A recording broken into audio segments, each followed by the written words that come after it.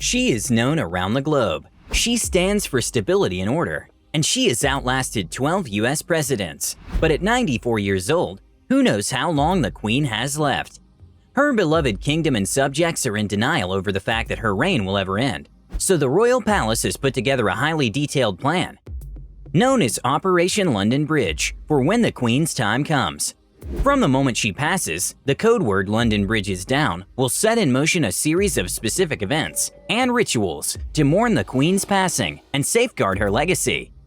Welcome to another episode of Fact Addict, and today we're showing you what happens when the Queen of England dies and Operation London Bridge kicks into action. Before we begin, make sure you subscribe to the channel and hit that notification bell, because we release videos every week and you don't want to miss a thing. Alright, so in chronological order, here's what will go down from the moment the Queen of England passes. First things first, the Queen's private secretary will be the first to officially deal with the news of her death. It will be their job to contact whoever is Prime Minister of England at the time and inform him of the Queen's death.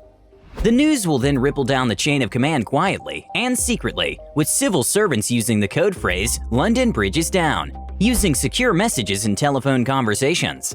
This isn't the first time codes have been used. The royal death of George VI was marked by the words Hyde Park Corner, and Tay Bridge was used to set in motion both the Queen Mother's and Princess Diana's funeral plans. Next, the news will be made internationally public by the Foreign Office's Global Response Center from an undisclosed location in London City.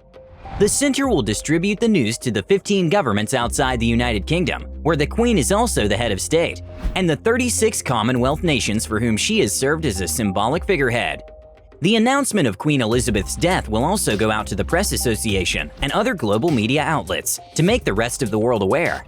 Next up, all city officials will open cupboards that are rarely touched to retrieve black armbands measuring exactly 3¼ inches wide, which will need to be worn on their left arm for a period of mourning.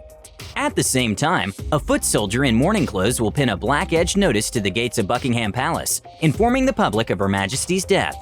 Even the Buckingham Palace website will be toned down to a single respectful page with light text on a dark background.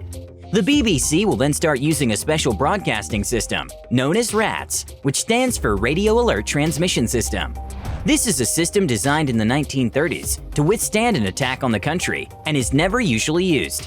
In fact, most staff at the BBC have only ever seen it in tests. No other broadcasting system will be trusted to spread the word about the Queen's death.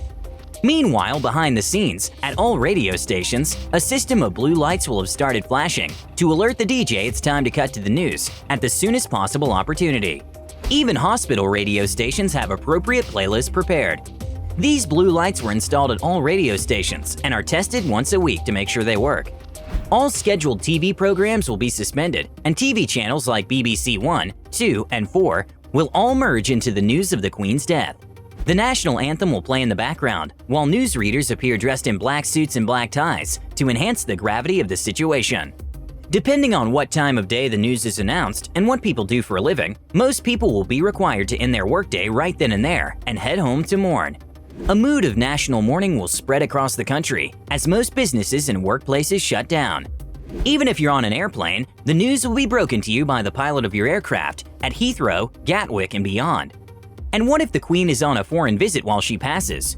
Then a British Aerospace 146 jet from the Royal Air Force's No. 32 Squadron, known as the Royal Flight, will take off from Northolt at the western edge of London with a coffin on board that will be brought to the Queen's location. The Royal Undertakers, Leverton & Sons, keep what they call a first-call coffin ready in case of royal emergencies. No matter where the Queen is, her body will be returned to the Buckingham Palace throne room. There will be a royal altar and, of course, 4 grenadier guards in bearskin hats guarding the Queen's coffin. And what about the crown? Next in line is Prince Charles. It will be on so-called D+1, the day after the Queen's death, that Charles will be officially proclaimed king. He will speak his first words as the monarch at St. James's Palace, and his siblings will ceremoniously kiss his hands.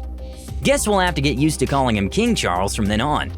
With Charles already sworn in behind the scenes, the Garter King of Arms and half a dozen other heralds will hop in a carriage and travel to the statue of Charles I at the base of Trafalgar Square, which marks London's official midpoint, and personally read out the news to the public again.